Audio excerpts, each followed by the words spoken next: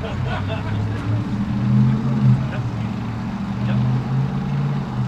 sightsees. Wherever you guys want.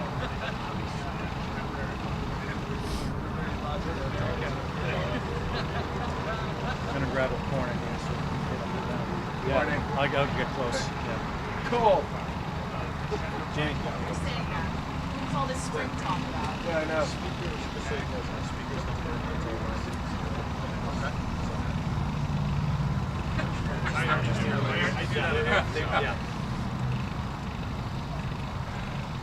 Where's Karyn? How are you? Good, great. Nice to see you. Good. Hey, Joe. How you doing? How's it going? Good. How are you? It's like I'm up here.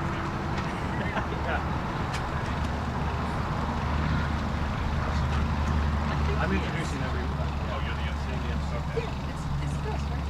So, yeah, the bridge is set up way to be there. Yeah. That's coffee.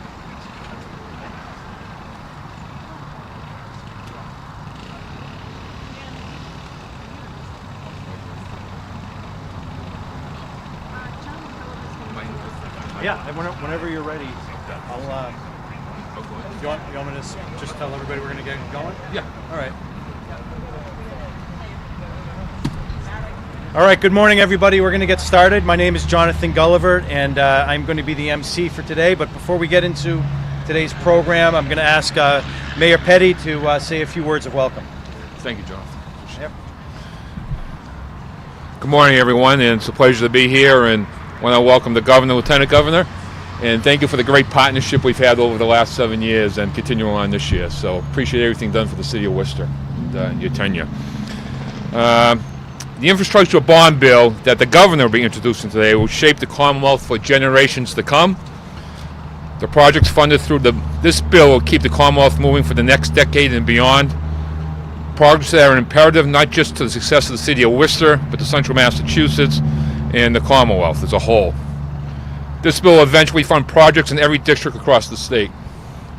As we go back to work, back to the office in some cases, the need for multiple transportation options for passengers and freight will continue to be a necessity. But more than bridges and tunnels, this bill is about economic development and climate change, so much more than just filling potholes. This is about reducing traffic and growing our economy while shrinking our environmental footprint. Improvements to the Worcester Union Station and commuter rail are imperative to transit-oriented development that allows people to live within walking distance of public transportation options and reduce their reliance on automobiles. This bill is about the future of how we all can live together. So I want to thank you all for inviting me here today, and I want to thank the Governor for being here today and the Lieutenant Governor as usual. So thank you. And it's now a pleasure to introduce one of the architects of the bill, Mass Highway Administrator Jonathan Gulliver. I've known Jonathan for more than a decade since he was in charge of District 3. He's one of those civil servants who provide steady leadership and quality, put his thumbprint all over Worcester County as the head of the District 3 MassDOT office. Thank you, Jonathan. All right. Thank you, Mayor, for the kind words, and again for hosting us today in Worcester. As Mayor said, my name is Jonathan Gulliver. I'm the State Highway Administrator, and I'm going to be serving as the MC for today. It's a really big day in infrastructure in every corner of Massachusetts, and just last week, Congress appropriated the funds for the bipartisan infrastructure bill that we've been talking about now for several months. And this is the largest investment in infrastructure across the United States since the Eisenhower administration. It's been a really long time. It's a huge opportunity for Real dollars or nominal dollars? real dollars, I believe, Governor. But it's a huge opportunity, though, for Massachusetts to repair, modernize, and improve transit, highway, and environmental infrastructure across the state, including pieces of infrastructure like this bridge standing behind us. There are many leaders that tackle hard problems or figure out complicated issues, but few can do this with a level of compassion and energy as Governor Baker. Under the Governor's watch, we have already made significant improvements in transportation infrastructure. During his administration, on the transit side, 2 long-term goals, the Green Line Extension Project and South Coast Rail, finally became a reality. And on the highway side, we implemented all electronic tolling, performed our first bridge slide in Raynham last year, and we rapidly replaced the Commonwealth Avenue Bridge as well as 8 other bridges on the Turnpike this past summer as well. We continue to innovate with construction and engineering techniques to make projects happen faster and with reduced impact to the traveling public. Please welcome the Governor of the Commonwealth, Charlie Baker. So thanks, John, and good morning, everybody.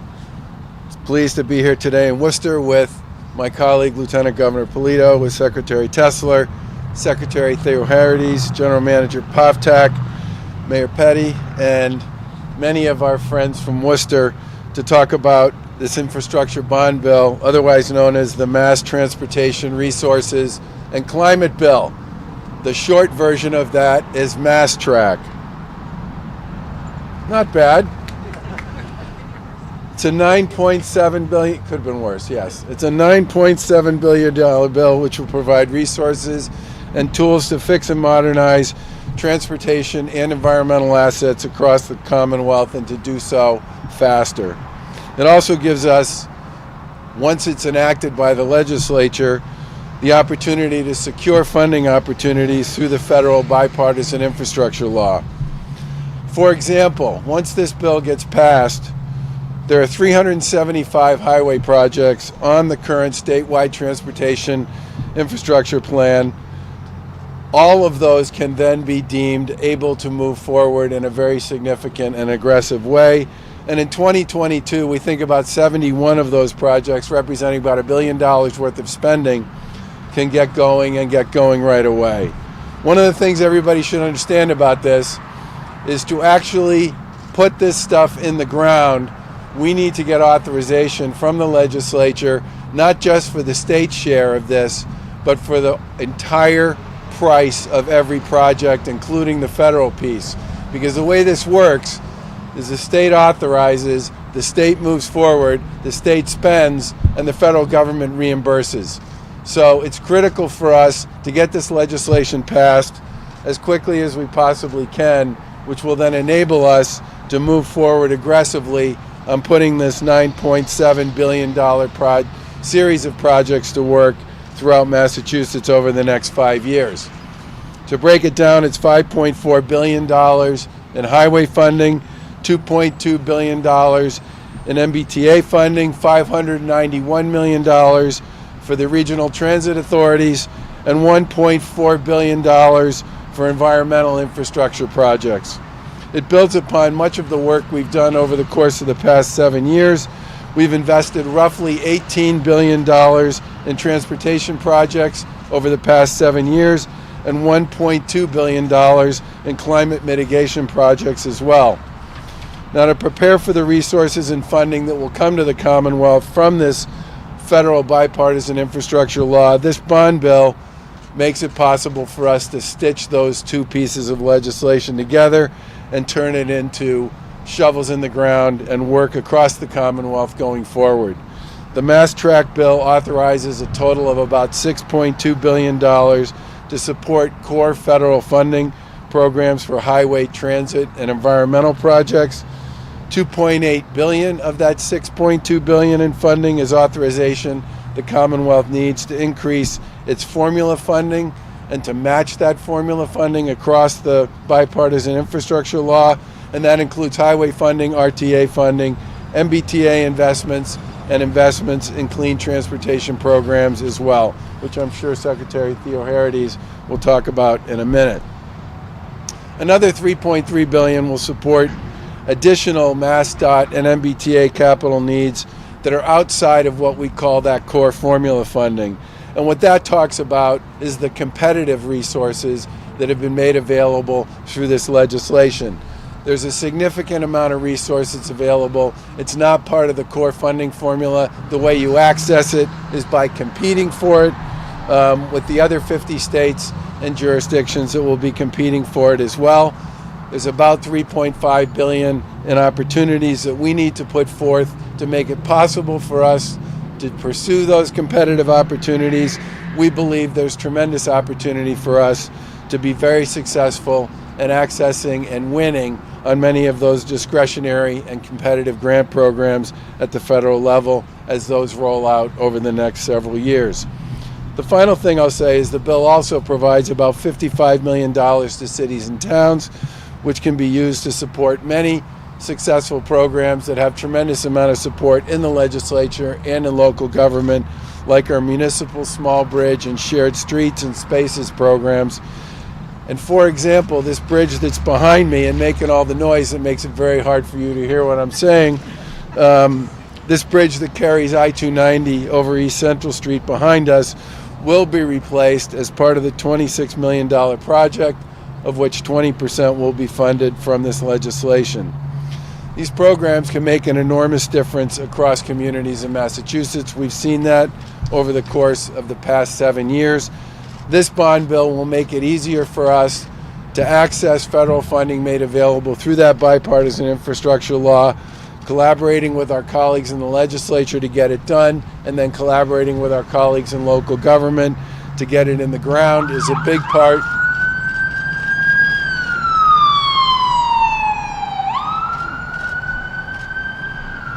If we look forward to having an opportunity to work with people on as we move forward on this. And with that, I will turn it over to the Lieutenant Governor, for whom this particular project is no surprise.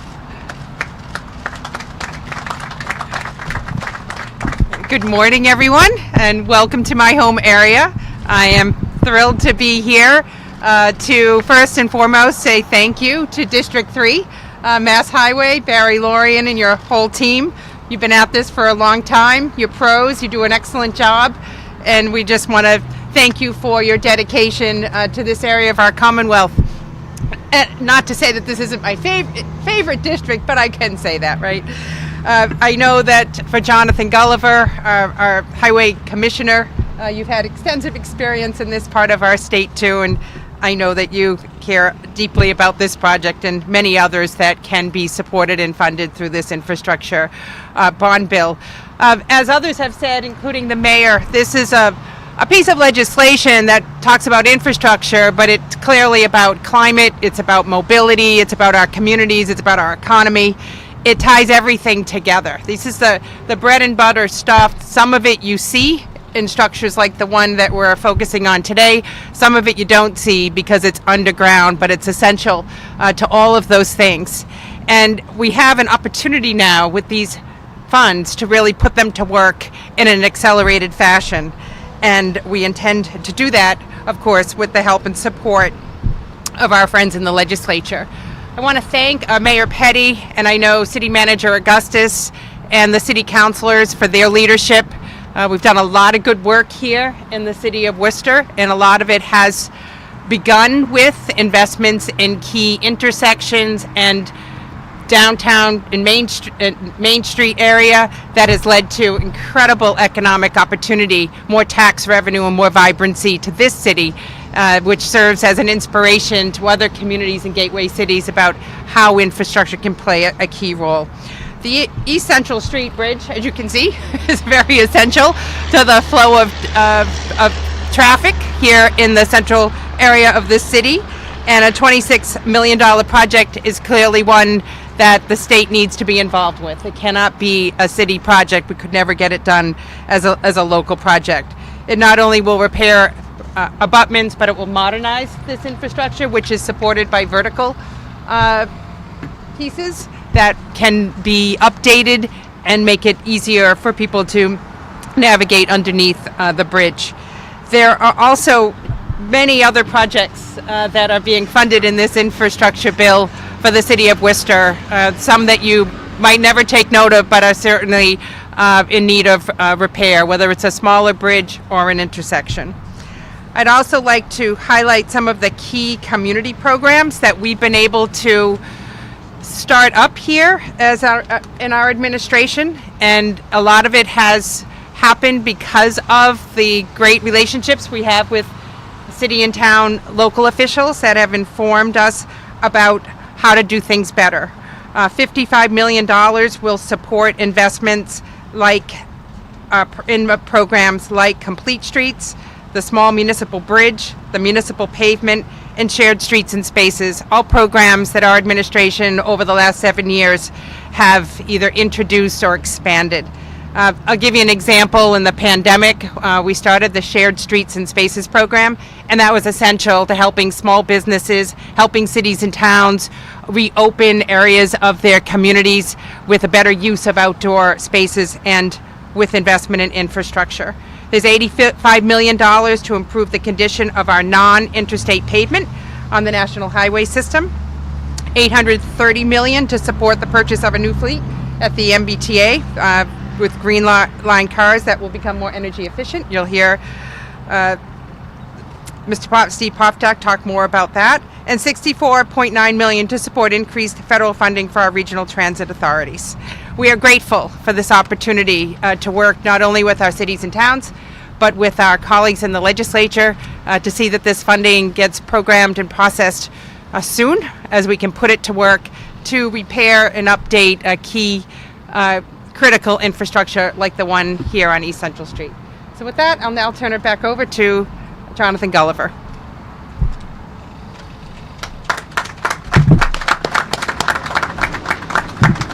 All right, thank you, Lieutenant Governor. And next up to the podium is somebody who has worked in many areas across the transportation sectors and state government and is a driving force for innovation and efficiencies at MassDOT.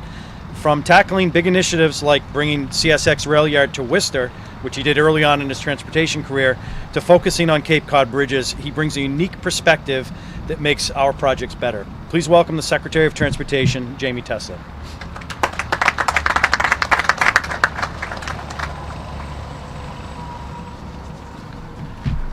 Thank you, Jonathan, and good morning, everyone.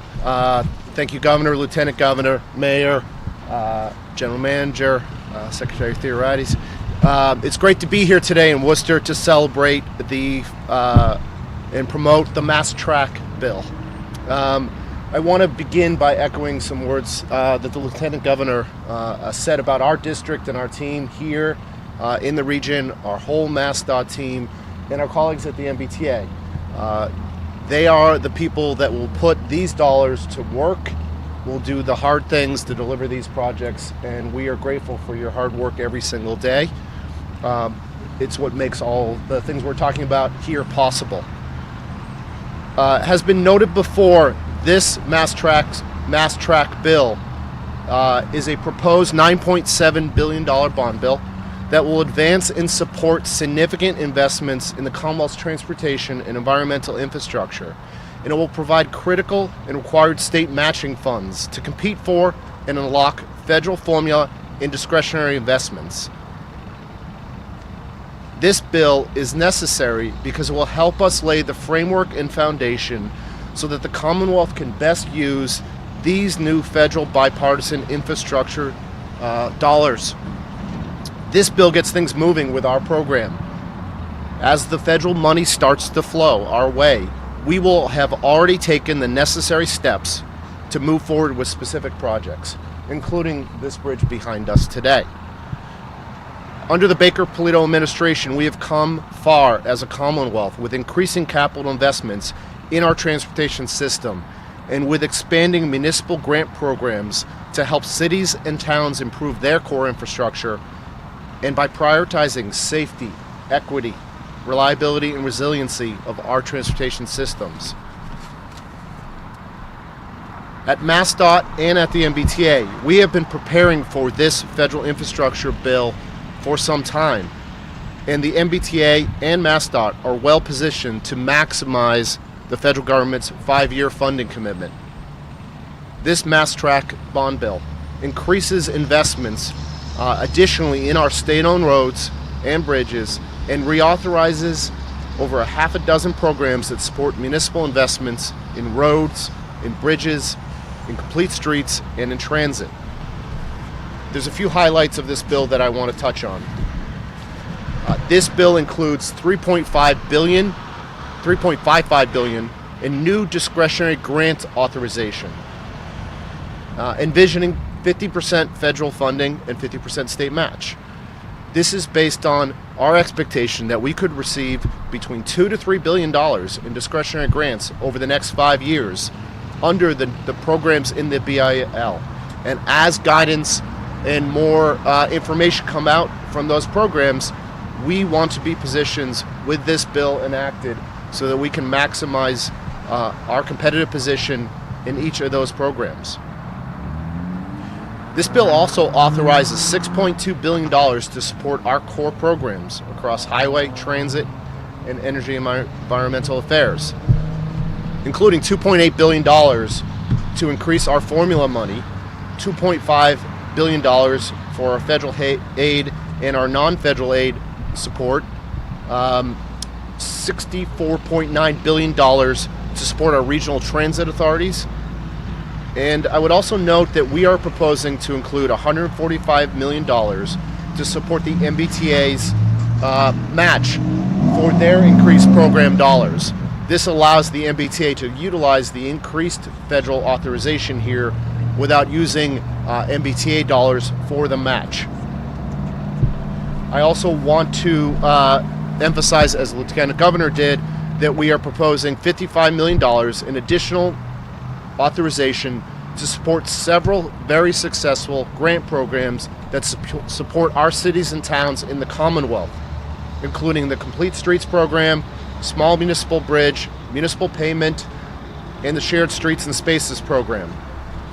This bill also includes $400 million of authorization to enable the MBTA to continue to invest in modernizing its infrastructure and vehicles, and a new authorization for $833 million to support the purchase of new MBTA Green Line vehicles that are more energy efficient. This bill also proposes authorization for the MBTA and MassDOT to use certain procurement and delivery tools that would speed our implementation of the BIL funded projects as well as our regular program delivery. Through this bill, MassDOT would be authorized to pilot the A+B procurement method that allows the time needed to complete a project to be considered in bid evaluation and award. These tools are vital for us to succeed with the funds in this bill and previously authorized funds from the legislature. So again, we are grateful today to the Governor, Lieutenant Governor, and our partners in the legislature who we look forward to collaborating with on this bill as we work together to get mass tracks passed. Today is an important day for this legislation. The bond bill supports all of our efforts to rebuild, modernize, and expand the capacity of our transportation system. And it's my pleasure to have said a few words today, and I think I'm turning it back to you, Administrator. Thank you. All right. Thank you, Secretary. So MassDOT and the MBTA have become very close partners over the years, as you can imagine, and a strong transit system enables us to have a strong network across the state, transportation network across the state. So it is very important for travelers to have choices, and we work very closely with the MBTA to make sure that those choices are available. And this has led to a lot of innovations, including bus lanes on the Tobin Bridge, bus on shoulder on 93, and a whole bunch of other necessary improvements that really moves Massachusetts towards a more complete transportation network. This partnership and all of its successes could not have been possible without our next speaker. Please welcome to the podium General Manager Stephen Poftak.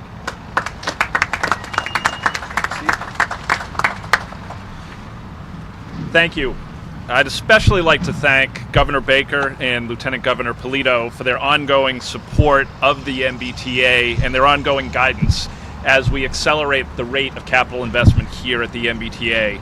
I want to thank Mayor Petty for hosting us here today in Worcester, and I also want to thank the Highway Administrator and Secretary Tesler for their ongoing support and for their collaboration. Also want to thank all the employees of MassDOT who get the job done here and across the Commonwealth.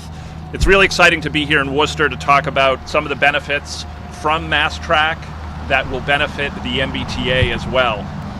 The bipartisan infrastructure law will deliver $2.2 billion in MBTA formula funds over the next 5 years. And that represents $580 million increase for new projects here at the T. The funding in MassTrack plays a catalytic role in allowing the MBTA to fully utilize these funds from the bipartisan infrastructure law, both by allowing us to provide the match for federal formula funds and to also strengthen our competitive position as we compete, and we will win future discretionary funding opportunities. Provides important investments for the MBTA to build milestone projects like the reconstruction of Worcester Station and like the new bus garage in Quincy, where several weeks ago we celebrated the bipartisan infrastructure law with some of our federal stakeholders. That Quincy garage represents the first step in the MBTA's journey to full electrification of the bus fleet. Other milestone projects supported by MassTrack include the procurement of the next generation of Green Line vehicles, which is going to allow us to replace all of our vehicles in that fleet, some of which are over 20 and many of which are over 30 years old. It's going to increase reliability, it's going to increase energy efficiency, it's going to provide a more accessible, more reliable ride for our customers, and we look forward to sharing with our board our progress in that procurement process, which we expect to culminate this summer, and then we begin the process of getting the vehicles delivered. Lots of these investments, including the investment in the new Green Line cars, are made possible by MassTrack. The funding that we are getting through the bipartisan infrastructure law and supported by MassTrack allow the MBTA to deliver the kind of service that riders deserve as we move to build a better T and we move to increase the rate of capital investment to build a more reliable transit system. So again, thank you everyone for joining us here today. We look forward to working with our legislative partners to advance this legislation. And with that, I will hand it back to the administrator. Thank you, John. All right. Thank you, General Manager. As our next speaker can tell you, transportation is one of the major causes for carbon, and it's also one of the topics of resiliency and how to reduce climate change that becomes part of our projects every day. Since becoming Secretary of EEA, we have worked closely to integrate our sister agencies together to make projects happen faster and better. All of this has led to better projects delivered better, and her leadership on all of these initiatives has been critical to its successes. Please welcome the Secretary of Energy and Environmental Affairs, Katie Theoharides.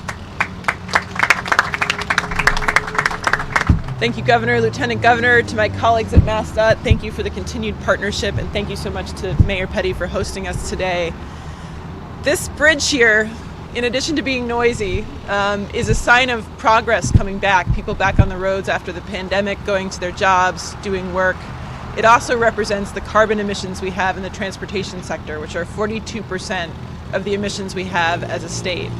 And this is a governor and a lieutenant governor who believe that investing in infrastructure and rolling up their sleeves every day to get the work done with local communities is important because it makes people's lives better. That's what infrastructure is really about. And one of the ways we can make people's lives better by investing in infrastructure is by working to increase the resiliency of our communities and our roads and bridges and other infrastructure systems like culverts to climate change. That's something we've focused very deeply on across the Baker-Polito administration, using American Recovery Plan Act dollars to fund projects that will make us more resilient to climate change. But the other piece of that is using infrastructure to transition us away from environmental pollution and from the carbon emissions that lead to climate change. This bill contains $1.4 billion, a significant amount, for funding infrastructure investments that will help us reduce carbon emissions in every sector of our transportation system. 200 million of those dollars are new for new programs that in the next 10 years we could be here standing by this bridge and be able to hear each other. Because something that we don't talk a lot about with electric vehicles, we talk about the fact that they reduce pollution, they significantly reduce carbon emissions. They also are virtually silent. So I bet in 10 years, if we're standing here again, we could actually hear each other talk. These vehicles are clean, they're silent, they don't pollute communities, and we have a number of ways to really bump up the availability of these vehicles and the systems that support them through this bill. So $200 million of this bill would go to new programs to allow us to match federal funding for electric vehicle charging infrastructure and for school bus fleets, electric school buses. One of the great things about electric school buses is they're often idling significantly and polluting while they idle, and they often transit through dense urban neighborhoods where air pollution is a significant factor. So in addition to reducing the impacts of climate change, they also clean up the air. We also have programs in this bill that would support fleet electrification for heavy-duty fleet vehicles like delivery trucks, Uber and Lyft vehicles, for highway charging stations, for multifamily housing, and to make electric vehicles more accessible to low-income consumers. So we're very excited about the opportunities in this bill and the opportunity to have a green transition as we recover from this pandemic and move forward to improve our infrastructure. And we really look forward to working in partnership with the legislature to get this done. Thank you very much. All right, thank you, Secretary. And as if you have heard today, this legislation will ensure that Massachusetts can take full advantage of every funding opportunity available. These projects don't happen by themselves, and they require a partnership between MassDOT, the communities of the Commonwealth, and the engineering and construction industry. We work especially closely with industry to make sure that we are delivering the best possible projects to the Commonwealth at any given time. And we rely on the engineering and contracting community to bring new ideas to the table and implement new innovations. Our next speaker has been one of the biggest partners and a tireless advocate for infrastructure across Massachusetts. As the Executive Director of the Construction Industries of Massachusetts, he represents a large number of the contractors who will be performing the work that is going to be enabled by this legislation. Please welcome the Executive Director of SIM, John Porbay.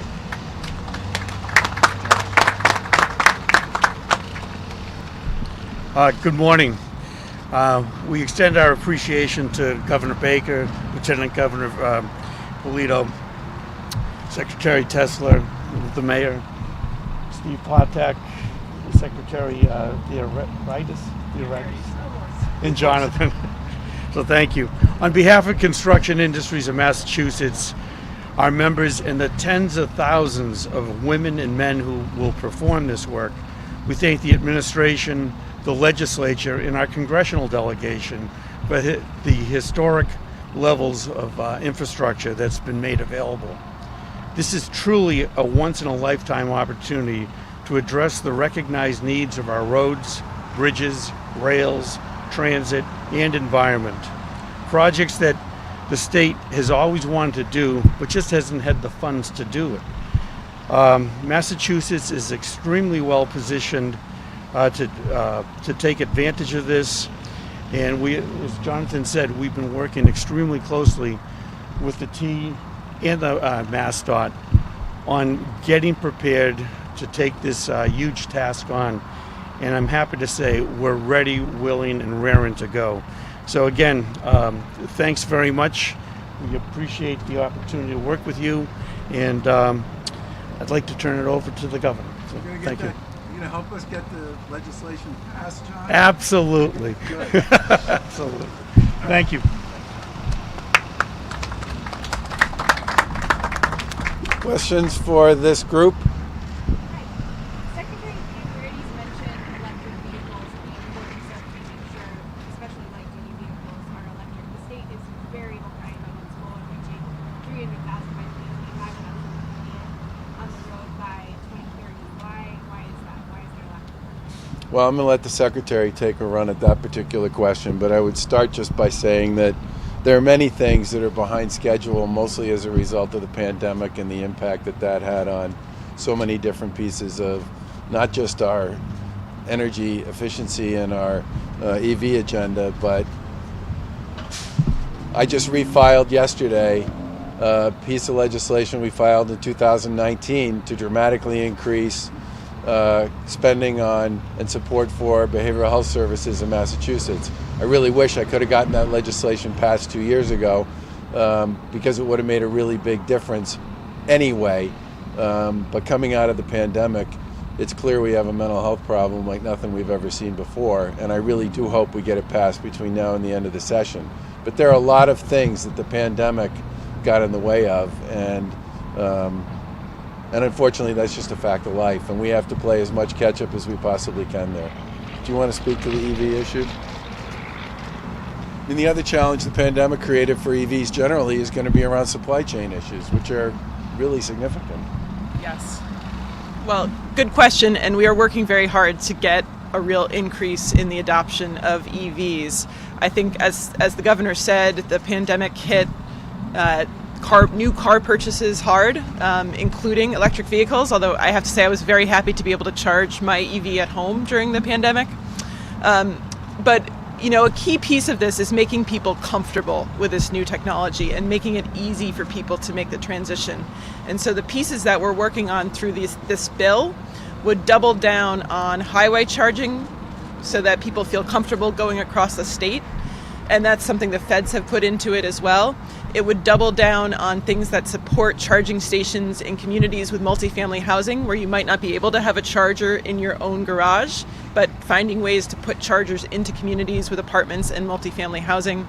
It would double down on supporting fleet advisory services to help Uber and Lyft, to help delivery truck companies that have large fleets understand the challenges they need to face to get charging stations in and to buy the vehicles at scale to make the transition. Because oftentimes, if you own a fleet, you don't have someone who understands the technical aspects of making that transition. We would actually be paying to support that work.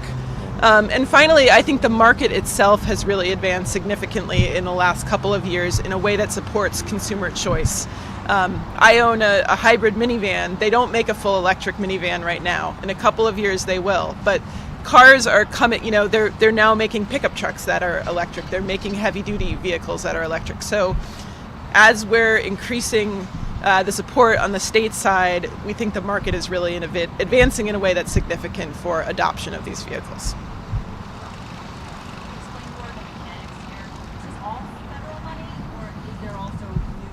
Yeah. So the way to think about this is 6.2 billion of this is some combination of state and federal money that we think of as formula over the next 5 years. That $6.2 billion is a really significant increase in what we would have seen under a traditional federal transportation bill. Since the federal bill to some extent defines in many respects what the state piece looks like, and it's typically an 80-20 type arrangement, this is a very big increase in the core funding we'll receive, which is why we need significant authorization to put both the federal and state dollars to work over the next 5 years. In addition to that, there's $3.5 billion of what we would call federal and state competitive discretionary grant opportunities. Those are resources, again, big number, bigger than we typically see over a 5-year period of time, that we would be able to bid for and compete with other states on. So you're talking about $9.7 billion over 5 years, which is almost twice what we would normally be spending. But it's a combo of federal and state funds. Governor, hi, how are you today? I have a question about the Rockford Ireland courthouse in Springfield. Given that the latest findings of the cancer mold situation and now the sewage leaks, do you think that the courthouse should be shut down? And are you talking about this at the state level? So first of all, we spent a lot of time with the trial court on the building, and absolutely appreciate the issues and concerns that the people who work there have, which is why we required our own people, when they went through the work of replacing most of the ventilation and ductwork in the building, we told them, you need to take pictures of everything that's there as you do the work, and you need to take pictures of everything you replace. And we required them to put air quality monitoring infrastructure in place as they did that work, so that there would be a very transparent and comprehensive process for dealing with the questions people had around air quality. Some of the recent issues that have been raised, and in particular the one you mentioned about the sewage, I haven't talked to our folks about that yet. We'll certainly talk today to our folks and to the folks at the trial court. The trial court is the owner-operator of the building, but obviously we share many of the concerns that people who work in that building have about that building's ability to provide a safe and an appropriate place for them to work. I don't know enough about exactly what happened yesterday to speak to that specifically, but I can tell you we'll be talking to him about it today. So it's basically a situation and now the sewage leaks. So what is your message to courthouse employees who are Yeah. I mean, that was the reason why we put the air quality monitoring infrastructure in place, which is constantly working to provide readouts on the quality of the air there. It's also why we worked with the trial court to put together a plan to basically completely renovate and rip out all of the infrastructure that exists there over the next 2 years. But like I said, I sympathize with and share some of the same concerns that people have based on what's been going on there, and we'll be following up with the trial court about that today. Thanks, everybody. Governor, thank you. Appreciate it. Good to see you. It's like 3 streets away. Nice to meet John. It's a good location. Everyone's back. Everyone's back. John, it's Back taken me like a back dozen to years. everything. Hi, Governor. Great to see you. Thank you for being here. You're going to have a lot of work to do, pal. I hope so. So you said that Good. Yeah.